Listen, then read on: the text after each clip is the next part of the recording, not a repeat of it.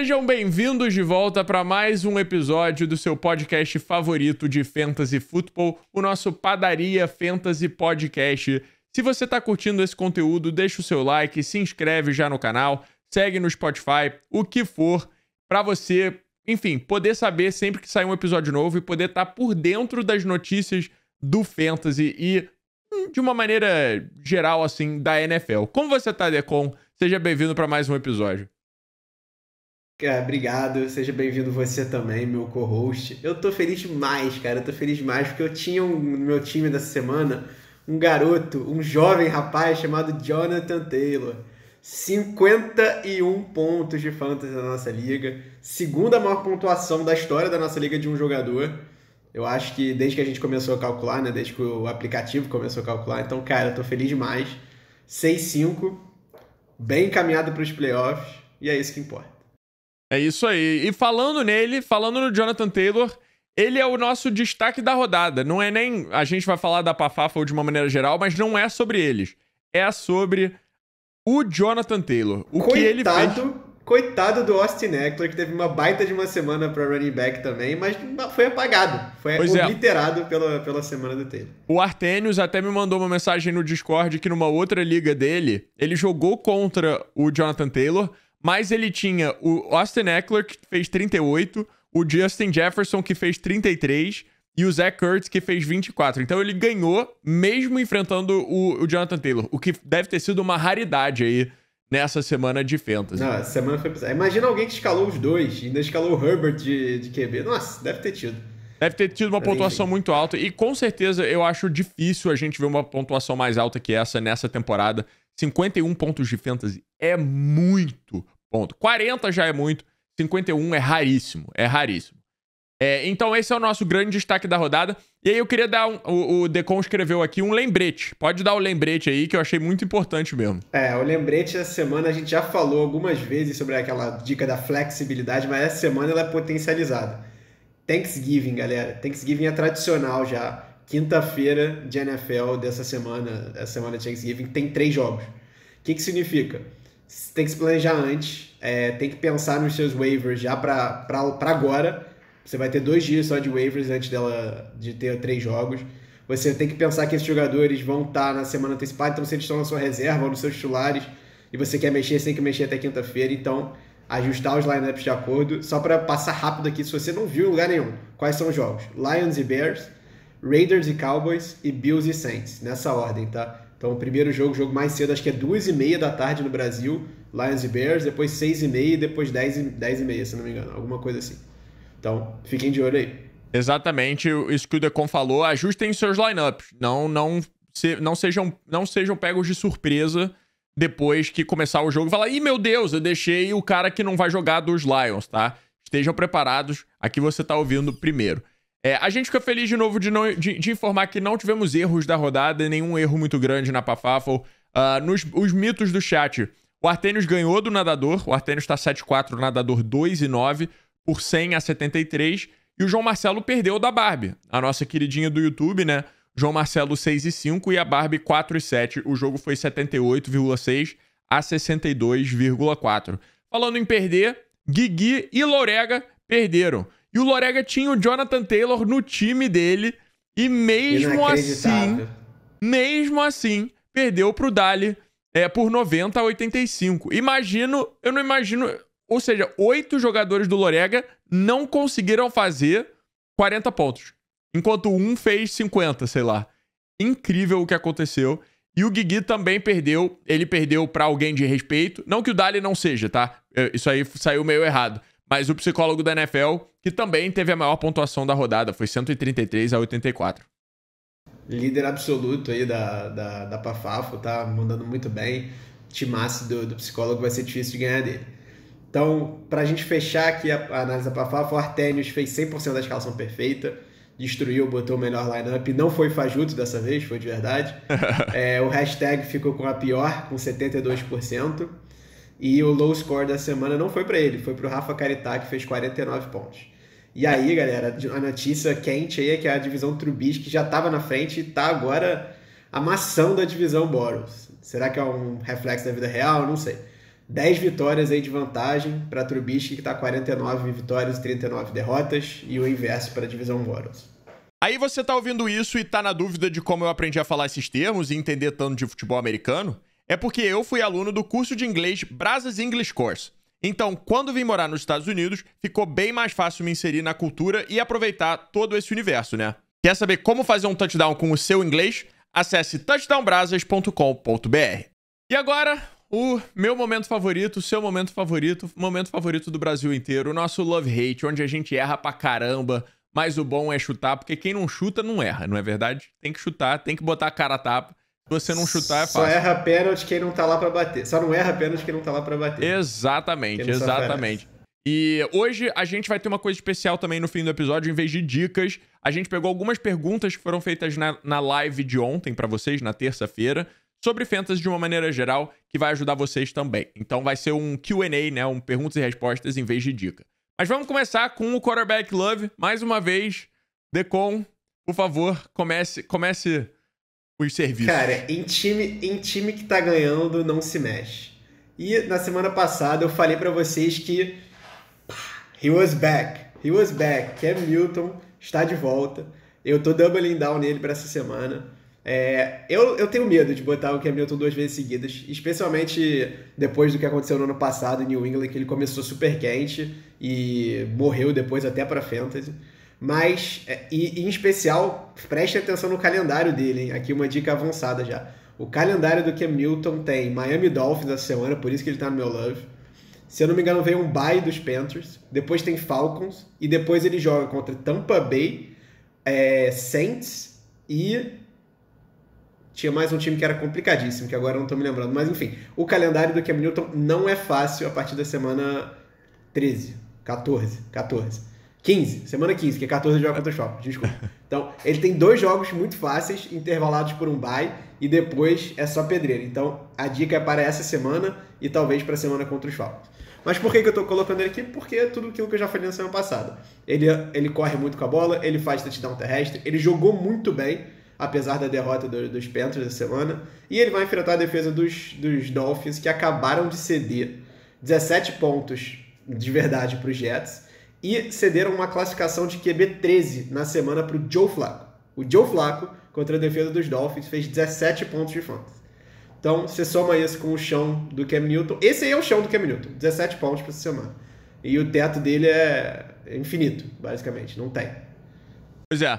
O meu quarterback love é similar à lógica inteira, então eu nem vou perder muito tempo. É o Tyrod Taylor, pelo mesmo chão que ele tem de correr, vai enfrentar os Jets nessa semana. O Tyrod Taylor fez 2 touchdowns terrestres contra os Titans na última semana, se eu não me engano. Então só aí são 12 pontos já. Mas, enfim, todas as jardinhas e tal. Eu gosto desse matchup pra ele. Enfim, acho um bom matchup pro Tyrod Taylor. E o meu running back love vai ser o James Robinson contra os Falcons. O ataque dos Jaguars tem que passar muito por ele pra não botar muito a bola na mão do Trevor Lawrence, né? Pelo menos para ter um pouco de equilíbrio. A defesa dos Falcons a gente sabe, a gente conhece, né? Não é a melhor defesa da NFL nem por perto. Nem de perto. A única diferença, talvez o James Robinson não vá tão bem, é se o ataque dos Falcons resolver fluir e o game script troque de lado. Mas eu não acho que isso vai acontecer. Porque sem Calvin Ridley, não sei se o Cordero Patterson volta já essa semana, mas se ele não voltar, pior ainda. Eu acho que os Jaguars têm até chance de vencer essa partida. Engraçado, Léo, porque eu escrevi tudo isso que você falou. Eu botei o James Robinson no meu roteirinho aqui, no nosso doc sheet. Eu escrevi tudo isso e eu mudei, acho que antes de você ver o que eu tinha escrito. Foi antes. Você falou exatamente tudo que eu tinha anotado aqui. Então a gente tá super alinhado. Eu tô contigo nessa. Mas a gente não tá tão alinhado no meu running back hate, você vai ver depois. Pois é, eu já vi, eu não fiquei muito feliz, mas eu até acho que você tem alguma razão. Vai lá. O meu love de running back é o David Montgomery, running back dos Bears. Vai jogar contra os Lions. Galera, é muito simples aqui. O David Montgomery é um baita running back. Ele tá num time lixo, horroroso. Mas, desde que ele voltou de lesão, ficou lesionado bastante tempo. Acho que foram 6 ou 7 semanas, algo assim. E ele voltou de lesão para 85 dos snaps de cara. E acabou com o Khalil Herbert, acabou com quem quer que tinha no lugar. Aí veio pro bye, E na semana passada, ele já aumentou esse número para 95%. Ele fez muita coisa com isso? Não.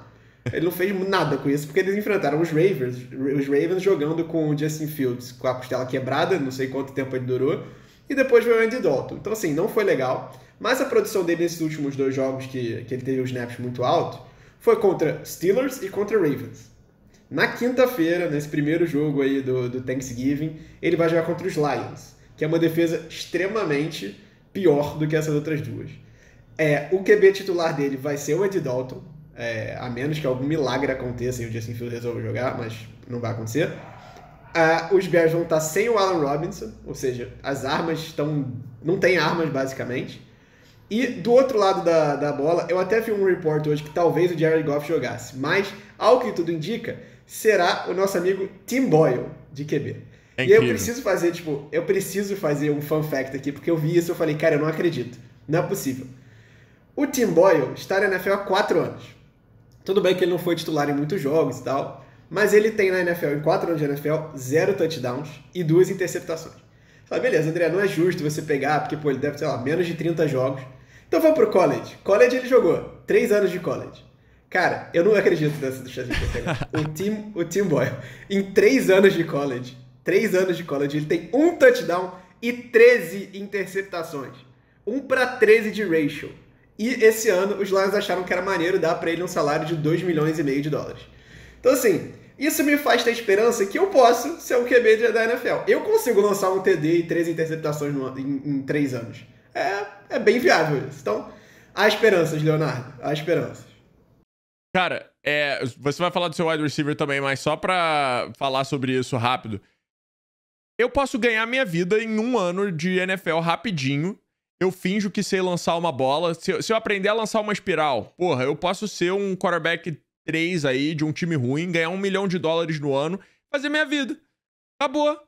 É incrível, é realmente incrível. E aí depois eu tive que ouvir no Twitter, Léo, por que você tá bolado que os Browns ganharam, mesmo de 13-10? A gente tomou 10 pontos de um ataque liderado por um cara que teve 13 interceptações no college pra 1 TD. Enfim, não vou me exaltar, por favor. Que o TD que eles tomaram foi do running back do Swift. Que é tudo bem, foi bonito e tal, mas mesmo assim, não sei. A defesa não foi o problema nesse jogo, mas eu gosto de reclamar do Joe Woods porque eu tenho que fazer. Faça o seu wide receiver Fire Joe Woods. Então, voltando aqui, David Montgomery, smash play. Meu wide receiver é o Deontay Johnson, wide receiver do Steelers, vai jogar contra os Bengals essa semana. Não é uma escolha tão fácil de fazer. O ataque dos Steelers em geral não tem ido bem. O Big Ben, já falamos aqui várias vezes de podcast, que é um ex-QB em atividade. Mas a verdade é que o Deontay Johnson é o favorito do Big Ben. Tirando as 3 semanas esse ano, que ele teve ou estava voltando de lesão, ou se machucou no meio do jogo, que foram as semanas 3, 5 e 9, que você descarta, ele teve pelo menos 10 targets em todos os jogos que ele jogou. E a maioria desses jogos foi 13, foi bem mais do que 10. Então, assim, é muito volume para, mesmo que a produção dele seja média, é suficiente para ele fazer uma ótima pontuação de fantasy. Essa semana ele fez, eu acho que um dos primeiros touchdowns dele na temporada. Tem mais de um, com certeza, mas ele fez 19 pontos, se eu não me engano. Foi bem. E a verdade é que o Bengals tem um bom ataque. E a defesa dos Steelers talvez continue sofrendo um pouquinho com as lesões. Eu não sei se todos eles voltam. Eu acho que o TJ Watt volta, mas o Minka Fitzpatrick não está garantido, enfim. Então a projeção é que tenha um jogo de alta pontuação, talvez, não sei se tanto, mas talvez como foi o Sunday Night Football. E isso vai ter que fazer, o Big Ben vai ter que fazer pontos. E aí, obviamente, o Deontay Johnson está envolvido nisso. O meu wide receiver, André, ele muda de time. Ele sai do meu time. E mesmo assim eu continuo escolhendo-o. É o seguinte, tem razões, tá? O meu wide receiver love pra semana eu vou errar, com certeza, mas é o Odell Beckham Jr., ok? E eu explico. A primeira razão, foi muito difícil escolher o wide receiver love pra essa semana. A segunda razão, eu, em vez de olhar, tipo, quem é muito bom, ou quem, tipo, tirando os top, quem é bom e eu acho que vai ter uma semana boa. Tava difícil. Eu falei, Packers. A defesa dos Packers não é ruim, tá? Mas acabou de ceder 34 pontos pro Kirk Cousins e pra aquele ataque dos Vikings. A secundária dos Packers é composta do cornerback 1, Eric Stokes, calouro, e do cornerback 2, Kevin King. O Cooper Kupp vai pegar o Eric Stokes, que já é um baita de um matchup, mas eu não vou botar o Cooper Kupp em love de fantasy porque é roubo. O Kevin King vai estar marcando o Odell. Eu fui buscar só pelo matchup. Eu acho que o Odell... E ó, se ele fizer 8 pontos, já é love, tá? Pro nível Odell, 8 é muita... Não, pro Odell, a base do Odell é 2. Então, se ele fizer 8, é muito ponto. Mas eu vou botar o Odell. Vou arriscar sim. Dane-se. Ele mudou de time, mas eu não consigo parar. Quê?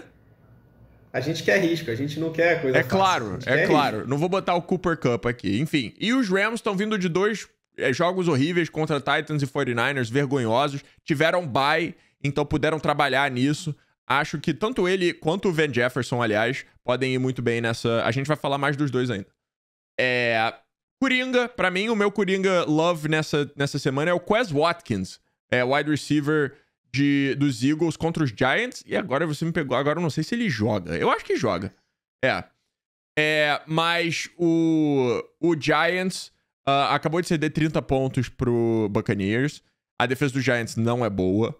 Os Eagles têm melhorado, tá? E o James Bradbury, cornerback 1 dos Giants, vai estar em cima do Devonta Smith, o que abre a possibilidade pro Quez Watkins jogar e jogar bem. Gosto do matchup pra ele. De novo, sendo Coringa, óbvio, né?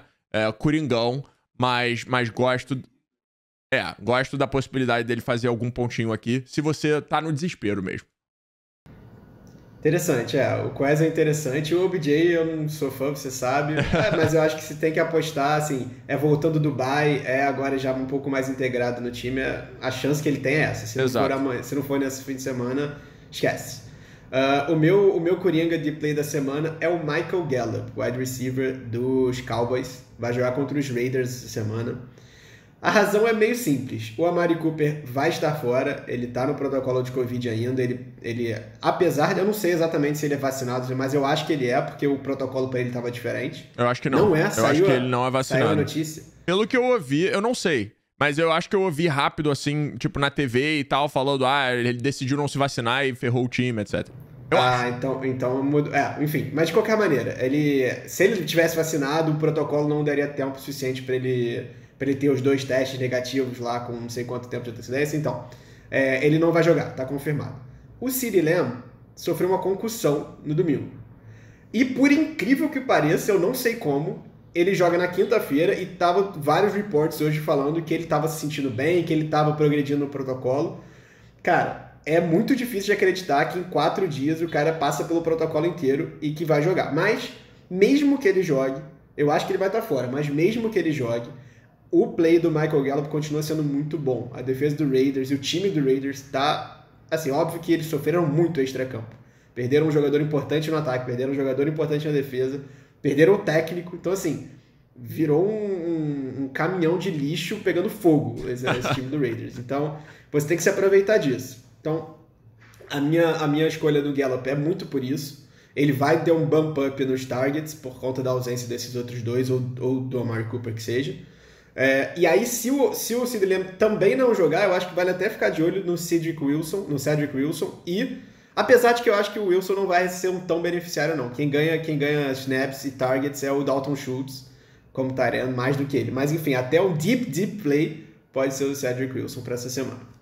Eu gosto até do Cedric Wilson como deep play porque ele já passou a bola algumas vezes. Então, você tem uma possibilidade de um trick play com um TD dele, sei lá, e aí ele consegue 4 pontos passando de algum jeito. Mas eu concordo com você que esse wide receivers dos Cowboys estão bem deep aí. E se eu não me engano, o Gallup já teve 1 ou 2 targets na end zone no último jogo, que é sempre uma coisa boa. Porque se um desses é recebido, você já praticamente ganha o seu love de Coringa. Porque o love de Coringa, aí sim o chão é mais baixo, certo? Então vamos para os nossos quarterbacks que a gente odeia para essa semana. O meu vai ser o nosso querido Daniel Jones, tá? O Daniel Jones teve um jogo muito ruim contra os Buccaneers. Ele tem um chão de corrida normalmente que não não apareceu no jogo contra os Buccaneers no Monday Night Football. Ele não conseguiu correr muito com a bola. Ele teve 2 interceptações feias, né? Teve um touchdown, mas enfim, foi anulado pelas 2 interceptações, literalmente. E vai jogar contra um time do Eagles que tá ganhando confiança, que tá melhorando também, não só na confiança, mas também tá melhorando, e que tem corrido muito com a bola, o que quer dizer que o Daniel Jones deve ficar fora de campo muito tempo. Não gosto do matchup pro Daniel Jones, inclusive creio numa vitória dos Eagles, é um time no momento melhor e jogando melhor, e por isso acho que o Daniel Jones, por mais arriscado que seja por causa do chão que a gente já falou algumas vezes, acho que ele não vai ter uma semana boa. E você? O meu QB hate para essa semana é o senhor Carson Wentz. Vai jogar contra Tampa Bay no final de semana. E galera, é simples. O Colts tem sido o Jonathan Taylor Show. Não tem, o cara é um mito, o cara é um monstro. Mas a verdade é que para essa semana não vai dar para ser o Jonathan Taylor Show exclusivamente. O ataque do Tampa Bay é muito bom, a defesa contra o jogo terrestre é muito boa. Então, embora eu ache que o Jonathan Taylor é um smash play, o Léo vai falar um pouco dele daqui a pouco, mas eu discordo já disso. O Jonathan Taylor chegou naquele status monstruoso de, independentemente do matchup que ele tiver, ele vai mitar, porque ele é dominante, ele tem volume, ele tem yards after contact, o cara tá, enfim, ele é matchup proof. Mas a verdade é que é provável que em algum momento do jogo, por mais que o jogo terrestre esteja entrando, o Carson Wentz precisa lançar a bola. E quando ele faz isso, ele segura muito. O Carson Wentz é meio lento na progressão de leitura, no release dele. E aí ele começa a tomar blitz, e ele começa a tomar pressão. E é nessa hora que o Carson Wentz implode. Ele começa a ficar nervoso, ele começa a se desentender. A gente viu isso ao longo da temporada. Nesses últimos jogos acabaram sendo matchups um pouco mais fáceis, tirando esse dos Bills, mas que foi uma situação esquisita. E aí acabou não aparecendo tanto esse lado ruim do Carson Wentz, mas no início da temporada, quando ele tava, você via na cara dele, assim, toda vez que ele tomava pressão, ele implodia, ele não conseguia mais jogar o resto do jogo, e eu acho que tem uma chance disso acontecer nessa semana. Enfim, a razão principal é essa. O meu running back hate, como o Decon falou, é o Jonathan Taylor. Você não vai tirar o Jonathan Taylor do seu time, senão você não merece estar jogando fantasy, tá bom? Primeira coisa, pra deixar bem claro. Segundo, o que eu não gosto do Jonathan Taylor para esse jogo é simples, é o que o Decon falou. O Bucs já é uma defesa que normalmente é boa contra o jogo terrestre, tá? Então, qual seria o plano dos Colts que foi como foi contra os Bills? Você implementa o seu jogo terrestre, isso abre espaço para o seu jogo aéreo e você fica no jogo. Eu acho que cedo nessa partida contra os Bucs vão conseguir segurar, não anular, porque ninguém vai anular o Jonathan Taylor mais, como o Decon falou, mas eu acho que eles vão conseguir segurar um pouco o ataque terrestre dos Bucs, botar a bola no Carson Wentz, e aí, na mão do Carson Wentz, e eu imagino, analisando, prevejo que os Bucs vão abrir um pouquinho o placar. No que os Bucs abrem o placar, bola nas mãos do Carson Wentz, os running backs perdem volume, os running backs perdem snaps, perdem carries, enfim, carregadas, né? De novo... Entra o Hines, né, Léo? Oi? Entra o Hines pra jogar no lugar, pra ser o backfield. Exatamente, entra o Naheem Hines e ele acabou de vir de uma semana de 51 pontos. Não vai acontecer de novo, tá? É impossível ele ter 5 touchdowns de novo. Impossível não, mas é muito improvável ele ter 5 touchdowns de novo. Isso não acontece. Normalmente é espalhado. Vai pra um wide receiver, vai pra um tight end, vai pro outro running back, blá, blá, blá. Mesmo que os Colts façam 41 pontos de novo, é muito difícil todos os pontos virem de um jogador só, praticamente, né? Então, eu acho que o matchup não é tão favorável e o game script não é tão favorável. Mas você não vai tirar ele do seu time, pelo amor de Deus. É isso. Tamo alinhado. Meu running back hate é o A.J. Dillon dos Packers, vai jogar contra os Rams. O Léo falou um pouquinho, né, da defesa dos Rams, que vem de 2 derrotas sofridas, muito, muito, muito ruins pro time, que a imagem ficou péssima, começou a cair nos power rankings de todo mundo, mas é um timaço ainda. Eu acho que eles voltam do bye descansados, com o Von Miller mais integrado nessa defesa, com o front seven que todo mundo queria ver naquela semana lá que teve o trade. A galera queria ver um circo pegando fogo e não aconteceu, e eu acho que tem tudo para acontecer nessa semana. E aí o A.J. Dillon perde muito valor. Acho que a bola vai ficar na mão do Aaron Rodgers, vai ter que buscar os wide receivers, enfim. E não só isso, tem uma chance do Aaron Jones jogar nesse jogo. É improvável que ele jogue todos os snaps, que ele seja o principal running back, mas tem uma chance de ele voltar e dividir as carregadas, dividir os snaps. Talvez não 50-50, mas lá 70-30 ainda em favor do Dillon. Então, de novo, você não vai deixar de botar ele no seu lineup, mas é um cara que você tem que temper expectations aí, tem que diminuir um pouquinho a intensidade. Pois é. E aí, no meu hate de wide receiver, eu vou botar o Kenny Golladay. A razão é bem parecida com o Daniel Jones, mas eu vou adicionar o fato dele provavelmente se alinhar diretamente oposto ao Darius Slay, que tá jogando uma sacanagem esse ano.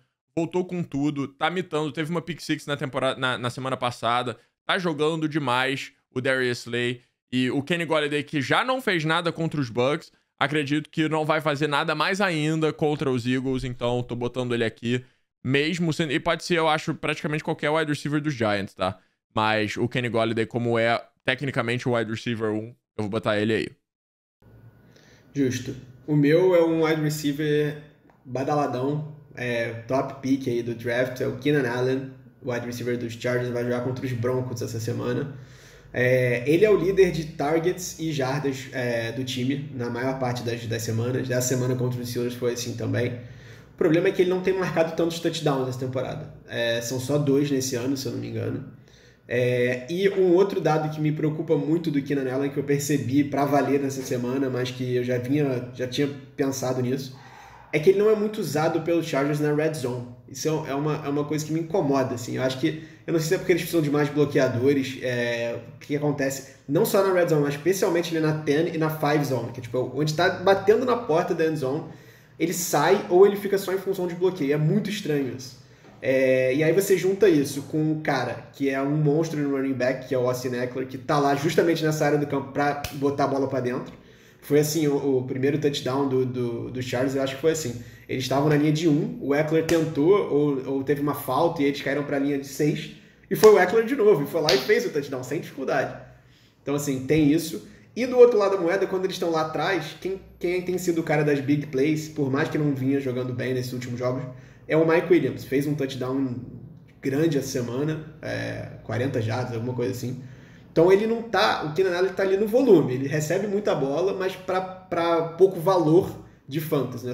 São targets curtos, são targets com marcação em cima. Então eu acho que ele, contra essa defesa dos Broncos, não deve ir tão bem quanto as pessoas querem que ele vá. Exatamente. Então, esses foram os nossos Love Hate. Agora a gente vai pra nossa dica, que, como eu tinha falado antes, foi um perguntas e respostas, né? A primeira pergunta que veio do João Marcelo foi se o clubismo vai matar o Redfoot, o time dele, na Pafafo, com o Matt Ryan somando menos 0,2 nas últimas 2 rodadas. A resposta rápida é sim, vai matar o seu time, tá? Mas se tem uma semana pra você resolver se o Matt Ryan é o seu quarterback ou não, é essa semana jogando contra os Jaguars. Se ele não fizer uma pontuação razoavelmente boa, é pra tirar. Na verdade, eu já tiraria logo, tá? Porque tá simplesmente sem opções no ataque, principalmente sem o Cordarrelle Patterson. A gente sabe que o Calvin Ridley tá né, dando um break aí. E o Kyle Pitts é muito bom, mas é a única opção. Então, o Matt Ryan não tá numa situação boa nos Falcons. Eu acho que vai custar, sim, o Matt Ryan no seu time, João. Inclusive, eu fui aqui, enquanto a gente tava falando, fui ver aqui na Pafafo quem tem de opção, se o João Marcelo quiser pivot. E aí tem o seu love da semana. O Tyrod Taylor tá disponível. Tem o Teddy Bridgewater. Tem o Mac Jones. Taylor Heinicke, que vai jogar contra Seattle. Então, assim, tem opções. Não é como se tivesse impossível de escalar. Mas eu acho que, assim, o Matt Ryan, obviamente, não é o cara que você vai confiar semana sim, semana sim. Mas é um cara que dá pra confiar semana sim, semana não.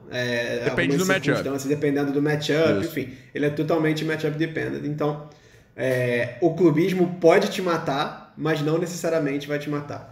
Ele pode ser uma causa que vai te levar para uma morte, mas não necessariamente ele que vai te matar. Exatamente. Vou para a segunda? Fala a segunda aí, porque é você que fez a pesquisa. A segunda eu não sei quem que perguntou. Acabamos, não peguei o nome, mas... Acho que foi o Vitor, Foi o Vitor. Então, Vitor aí, pra você a resposta. Qual tight end eu pego tendo o Kelce em bye nessa semana? Cara, a resposta para essa pergunta é subjetiva pra caramba, porque você tem que ver a sua liga. Então, o que a gente fez aqui? A gente pegou uma liga de 10 times, que é a liga que eu e o Léo a gente joga, e a gente pegou a Pafafo, que é uma liga de 16 times. Então, assim, é bem fora do normal ali, que são 12 e 14, assim, a gente pegou os extremos. Então, numa liga de 10 times, quem está disponível para essa semana? O Logan Thomas está disponível, voltando da lesão, o tight end do Football Team, vai jogar contra Seattle. O Pat Fryermuth está disponível na nossa liga. Cole Kmet, Tyler Conklin, Mo Alie-Cox e Austin Hooper. Todos esses aí são nomes muito bons, quer dizer, muito bons. Não existe esse muito bom em tight end. Você tem, sei lá, 4, 5 muito bons tight ends e o resto, assim, é o cara que você está rezando para ele fazer um touchdown. Então, esses nomes aí são bons. Na liga de 16 times, que é a Pafafo, que já é bem mais complicado, é basicamente um segundo tier aí desses caras. Então, se na primeira eu falei o Austin Hooper, no segundo tier eu tô falando o David Njoku, que é o cara também que em qualquer domingo lá ele pode ir fazer um touchdown, pode fazer uma jogada um pouco mais longa. Um outro exemplo é o CJ Uzomah, tá? Que tem tido algumas semanas interessantes, eu acho que ele foi top 1 3 semanas atrás, ele foi muito bem, ele fez 2 touchdowns. É uma coisa que pode acontecer. Um cara que, por incrível que pareça, tem um chão interessante é o Tommy Tremble. Até tive que ler 2 vezes o nome dele porque eu não sabia se era esse. É o Tremble, o tight end dos Panthers. Calor. Tava indo bem com o Sam Darnold.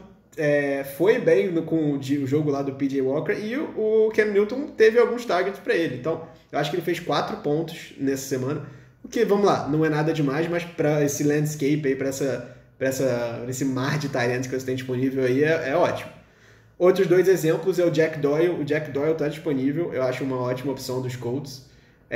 E o Donald Parham, que é dos Chargers, que todo mundo achou que ia ser o Jared Cook, o principal tight end dos Chargers, mas a verdade é que esse cara tem feito muito mais do que o Jared Cook. Ele fez já alguns touchdowns esse ano, pode ser um cara interessante. Inclusive, nesse jogo dessa semana agora, ele teve um touchdown livre na end zone, que ele dropou sozinho.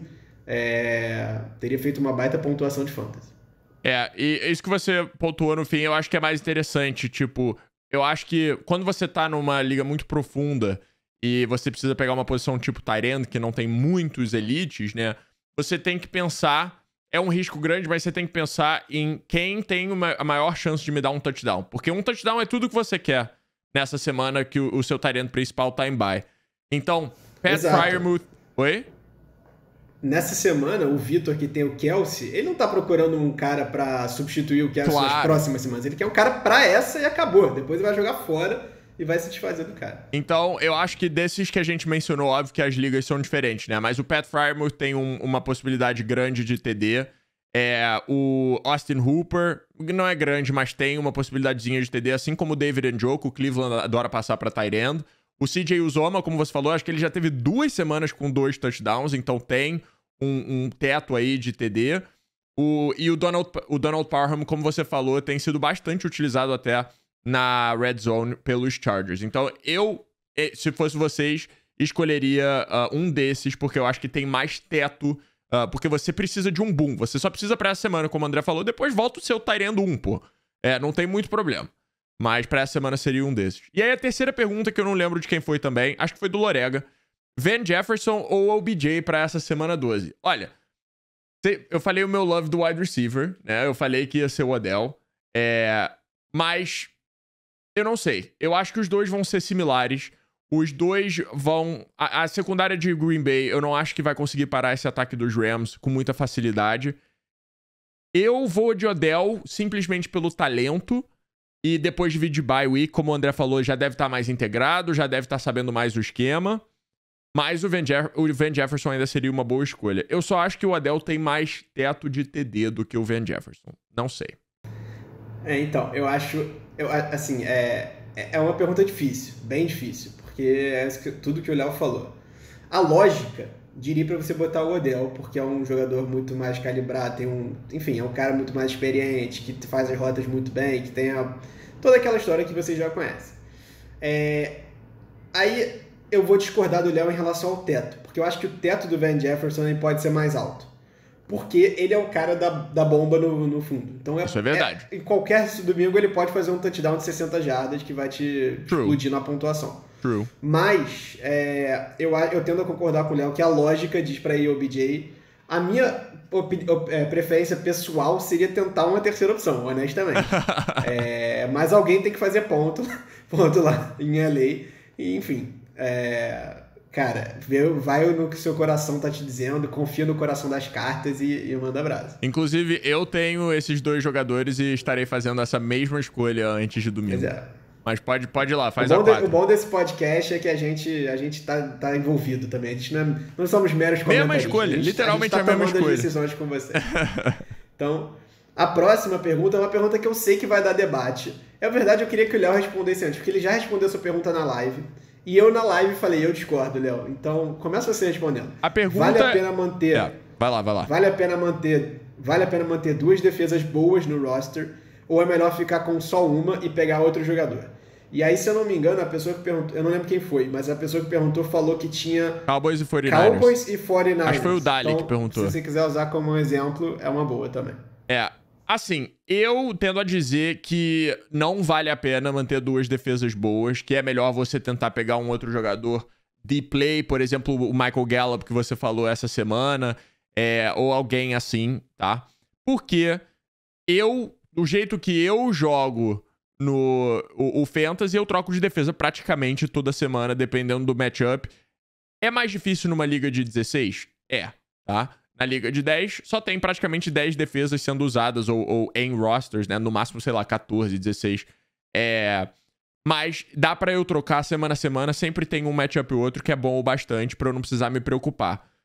Você tendo Cowboys e 49ers na mesma... O único motivo que eu veria pra manter os 2 é se, tipo, nas próximas 3 semanas o Cowboys tem matchups ótimos e nas últimas 3 semanas o 49ers tem matchups ótimos. Você quer manter os 2 porque você sabe que você vai usar os Cowboys e você sabe que você vai usar os 49ers, entendeu? Essa seria a única razão que eu veria pra manter 2 defesas, mas eu prefiro dropar uma delas, ficar com a outra. Quem você achar que tem o resto de temporada melhor, por mais que uma outra semana seja a outra, fazer uma média e ficar com essa e tentar outro jogador. A minha resposta como bom advogado é depende. No momento que a gente tá... Então, vou voltar a fita um pouquinho. Eu tô 100% com o Léo. Eu não gosto de manter 2 defesas no meu roster. Nunca draftei 2 defesas. Eu raramente mantenho 2 defesas no meu roster. Quando eu topo manter 2 defesas no meu roster? Quando a gente tá no final já da temporada, tá? Então, por exemplo, agora, exatamente a situação que o Léo falou. Eu sei que daqui a 3 semanas eu vou estar nos playoffs e eu preciso garantir que a minha defesa vai ser boa nos playoffs. Então, o Cowboys é um ótimo exemplo. A gente falou dele na semana passada na dica do Playoff Bound lá que a gente chamou, que a defesa do Cowboys tem um schedule maravilhoso para playoffs. Vai pegar Giants, vai pegar o Washington Football Team, vai pegar Giants 2 vezes até. Então, assim, é uma boa defesa para manter. Eagles está nessa situação também, é uma ótima defesa para playoff run. Então, essa é uma situação que eu manteria. Agora, o que você tendo 2 defesas boas em algum momento da sua temporada, o que é a recomendação, o que eu falaria para você fazer? Primeira coisa, tenta trocar a sua defesa. Óbvio que é raríssimo você conseguir trocar uma defesa por um running back ou um wide receiver, por pior que esse running back ou wide receiver seja, mas às vezes você consegue pegar um jogador mediano, juntar com uma defesa muito boa e trocar por um jogador um pouquinho melhor do que o seu mediano, que é uma ótima escolha. Então essa seria a minha primeira dica, tentar trocar, tentar usar uma defesa extra para isso. Ou, na pior das hipóteses, dropa mesmo. Especialmente, é importante pensar em qual momento da temporada você está. Se, por exemplo, você tem 2 defesas igualmente boas, uma já teve o bye e outra não teve o bye, aí vale a pena você manter a que já teve o bye. Afinal de contas, você vai perder uma semana mais para frente com a outra. Então, assim, depende do momento, depende do seu roster, depende da sua liga. Por exemplo, a nossa liga de 10 times, ela tem 6 lugares no banco e 2 lugares de injury reserve extra. Então, você tem muita flexibilidade para guardar uma defesa no banco, não tem problema.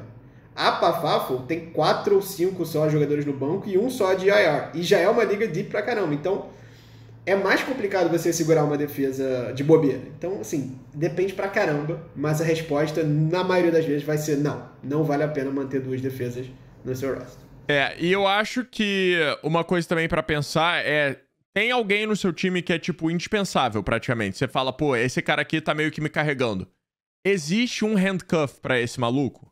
Tipo, existe uma chance dele se machucar? Por exemplo, o D'Ernest Johnson, o running back 3 dos Browns, tá quietinho no meu banco. Eu não boto ele pra jogar. Porque na semana que o Nick Chubb não jogou, eu me ferrei feio, entendeu? Então ele fica lá, de boaça. O Kareem Hunt vai voltar agora, o D'Ernest Johnson provavelmente vai perder quase todo o valor dele de fantasy. Mas eu vou deixar ele lá provavelmente até o fim da temporada, caso alguma coisa aconteça, já que os Browns estão sofrendo muito com lesões. Então, se você tá vendo, se você tem primeiro alguém baleado, tá? Que você acha que não vai voltar em nível bom ou não vai voltar rápido bastante, vale a pena você ir buscar o handcuff desse cara, né? O próximo, ou seja, o reserva dele, e dropar uma das suas defesas. Se, por acaso, o seu time tá organizadinho, tá beleza, tá de boa, você quer só manter os matchups bons pros playoffs, aí tudo bem. E vamos pra última pergunta do Razor Pedro.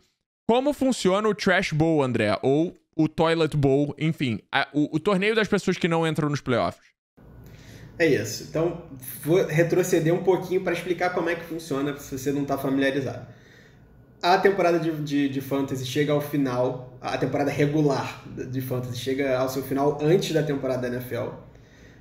Normalmente ali até a semana 13, 14 ou 15. E aí os melhores times se classificam para os playoffs e jogam playoff normal, como se fosse da NFL. Os piores times, para não acabar a temporada totalmente, as plataformas disponibilizam um negócio chamado Consolation Bracket, que é um mata-mata dos perdedores, vamos chamar assim. E normalmente esse mata-mata funciona como qualquer outro mata-mata. Um time joga contra o outro, ganha, o que tiver mais pontos ganha e avança para a próxima fase. Só que algumas plataformas elas permitem que você troque esse sistema de Consolation Bracket por um Toilet Bowl ou Trash Bowl ou qualquer coisa que você quiser chamar, em que é a mesma situação, é um mata-mata, só que ao invés de avançar o cara que fez mais pontos, avança o cara que fez menos pontos. Então, tipo, o time mais lixo avança.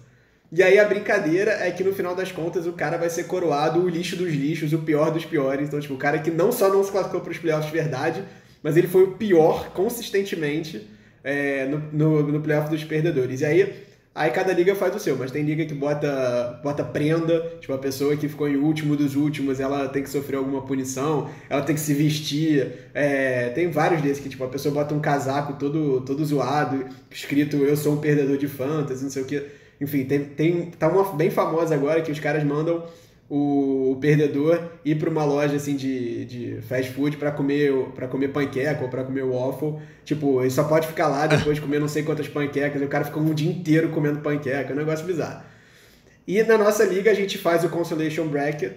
Só que aí tem uma vantagem. Para a pessoa ficar animada para ganhar o Consolation Bracket, a gente dá a primeira escolha overall do ano seguinte, do draft seguinte, para quem ganhar o Consolation Bracket. Então o cara, teoricamente, ele ficou...